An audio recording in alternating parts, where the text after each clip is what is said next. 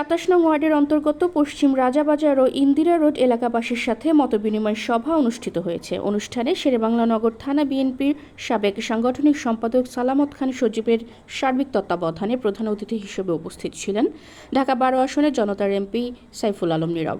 এছাড়া উপস্থিত ছিলেন স্বেচ্ছাসেবক দল কেন্দ্রীয় নির্বাহী কমিটির সহসভাপতি ফখরুল ইসলাম রবিন, যুবদল শেরেবাংলা নগর থানার সাবেক সভাপতি আতিকুর রহমান অপু, ৯৯ নং ওয়ার্ড যুবদলের আহ্বায়ক শফিকুল ইসলাম সুমন সহ বিএনপি ও অঙ্গ সহযোগী সংগঠনের স্থানীয় গণ্যমান্য ব্যক্তিবর্গ।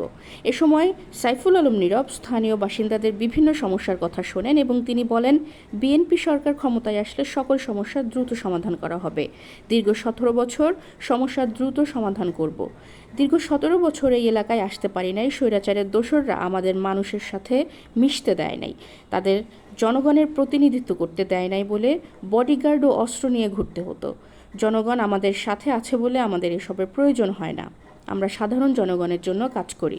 এই দলকে ভালোবাসি এবং নীরব সাহেবের যে নীরব ভাইয়ের যে আন্তরিক একটা কি দেখলাম আমরা, তার যে একটা আচার ব্যবহার এবং কি দেখলাম, এতেই আমরা খুব সন্তুষ্ট এবং তাকে আমরা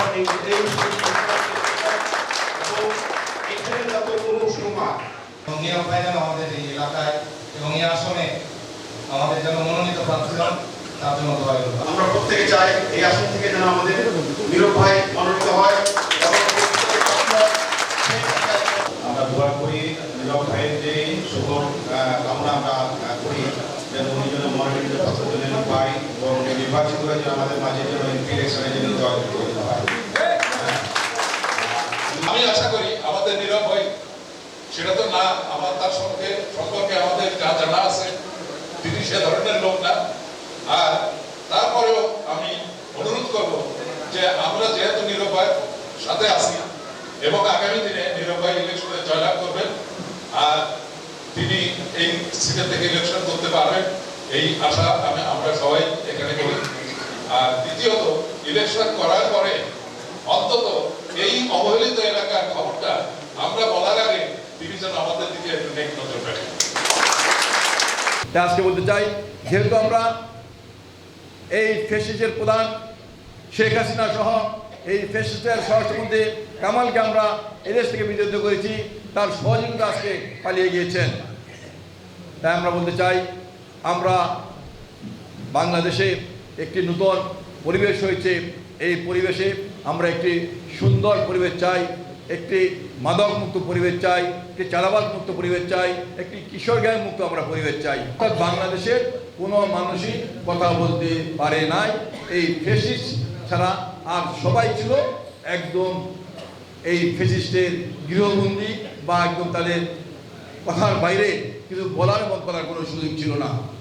আমরা দীর্ঘ ১৬ বছর তারেক রহমানের নেতৃত্বে আন্দোলন সংগ্রাম করে এই ফ্যাসিস্টকে উৎখাত করেছি। আমাদের নেতা তারেক রহমান, আমাদের নেত্রী বেগম খালেদা জিয়া আমাদেরকে যে রাজনীতি শিখেছেন, আমরা জনগণের জন্য কাজ করব, জনগণের পাশে থাকবো, সুখে দুঃখে বিপদে আমরা জনগণের পাশে আছি। আমাদের জন্য দোয়া করবেন, আমাদেরকে সহযোগিতা করবেন, আমরা যেন আপনাদের পাশে থাকতে পারি, আপনাদের সেবা করতে পারি, আপনাদের সাথে থেকে এই এলাকার উন্নয়ন করতে পারি, এই এলাকার একটি সামাজিক বন্ধন আমরা গড়ে তুলতে পারি। এই এলাকায় সজীব রাব্বা এই রাজাবাজার এলাকায় উন্নয়নের জন্য কাজ করেছেন। আজকে সজীব তার সহযোগীদের নিয়ে এই এলাকায় উন্নয়নের জন্য কাজ করছেন। আপনারা সজীবকে এবং তার সহযোগীদের আপনারা সহযোগিতা করবেন নির্বাচন বানচাল করার জন্য। তাই আজকে বলতে চাই, এই ২-৩টি দল নির্বাচন বানচাল করার জন্য বিভিন্ন অজুহাত করছে।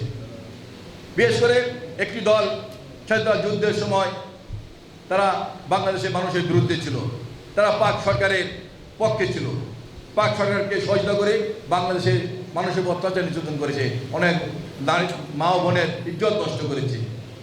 এই দলটির সম্বন্ধে আপনাকে বুঝতে হবে। এই দলটির প্রতিষ্ঠাতা মধুদ্দিন সাহেব যখন জামাতের ভাইরা মাথায় টুপি পরে মন্দিরে গিয়ে তারা কিন্তু গীতা পাঠ করেছেন, তারা নেচেছেন, গান গেয়েছেন। আমরা ধিক্কার জানাই এই জামাতের নেতৃবৃন্দকে। এই জামাতের নেতৃবৃন্দ পূজা মণ্ডপে গিয়ে বলেছেন, পূজা এবং রোজা মুদ্রার এই পিঠার ওই পেট। আমরা ধিক্কার জানাই যে আমাদের নেতৃবৃন্দকে তারা ক্ষমতা যাওয়ার জন্য তারা আমাদের ধর্মকে তারা ধ্বংস করে দিচ্ছে।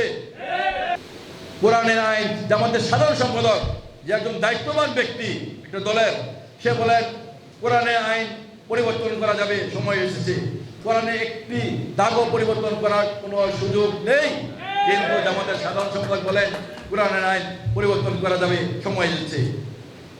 তাই তারা আজকে ক্ষমতা যাওয়ার জন্য আজকে পাগল হয়ে গিয়েছে, আমাদের ইসলাম ধর্মকে ধ্বংস করে দিয়েছে। তাদের এক জামাত নেতা, তিনি কুষ্টিয়া থেকে ইলেকশন করবেন, তিনি বলেন বিবি খাদিজা কোনোদিন নামাজ পড়েন নাই, রোজা করেন নাই, ইবাদত করেন নাই, এমনকি তিনি পর্দাও করেন নাই। আল্লাহ পাক কি কারণে তাকে বেহেশতে সালাম পৌঁছিয়ে দিয়েছে, তার জন্য বেহেশতে ঘরে ঘর তৈরি করে রেখেছেন। দেখেন ক্ষমতা যাওয়ার জন্য এই পাগলরা, এই জামাতরা যা ইচ্ছা তাই করছে। কারণ তাদের যে প্রতিষ্ঠাতা এই জামাত যাদের রাজনীতি করেন মদনী সাহেব, সেই তো প্রথম বলেছিলেন নবী সম্বন্ধে, নবীজি জীবনে অন্যায় করেছেন, তিনি তোবা করেন নাই, তার তোবা করা উচিত ছিল। তাই এদের কাছ থেকে সাবধান থাকতে হবে।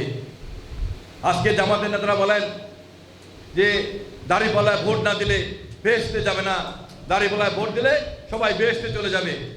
দাড়িপাল্লায় একটি ভোট দিলে বাংলাদেশের 18 কোটি মানুষের সোয়াব পাওয়া যাবে। অর্থাৎ তারা যা ইচ্ছা তা বলছেন ক্ষমতা যাওয়ার জন্য, তারা ইসলামকে ধ্বংস করে দিচ্ছেন। তাই আমার এই এলাকার মুরব্বিয়ানদের প্রতি আমার আহ্বান থাকবে, এই যারা ধর্ম নিয়ে ব্যবসা করছে, যারা ধর্ম নিয়ে যারা আজকে ক্ষমতা যেতে চায়, যাদের প্রতিষ্ঠাতা মদনী সাহেব আমাদের নবী সম্বন্ধে, তারা আজকে ক্ষমতা যাওয়ার জন্য বিভিন্ন বোনদেরকে, বিভিন্ন ভাইদেরকে বাসায় বাসায় পাঠান, খুব মিষ্টি মিষ্টি কথা বলেন, বাচ্চাদের 4-5টি চকলেট দেন, মিষ্টি মিষ্টি কথা বলে ভোট চান।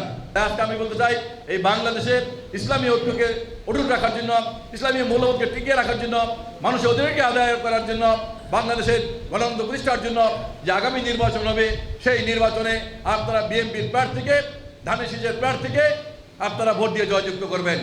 আমি একটি কথা আপনাকে পরিষ্কার ভাষায় বলতে চাই, আমি যে কথাটা আগেও বলেছি, আমরা আমাদের দেহরক্ষী নিয়ে আমরা চলি না, আমরা আমাদের 2-1 সহযোগীকে নিয়ে একা একা চলি।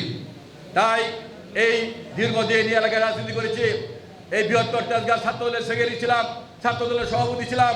ঢাকা মহানগরে যখন 15টি থানা ছিল, এই 15টি থানা একত্রিতভাবে আমি ঢাকা মহানগরের ছাত্রদলের সাধারণ সম্পাদক ছিলাম।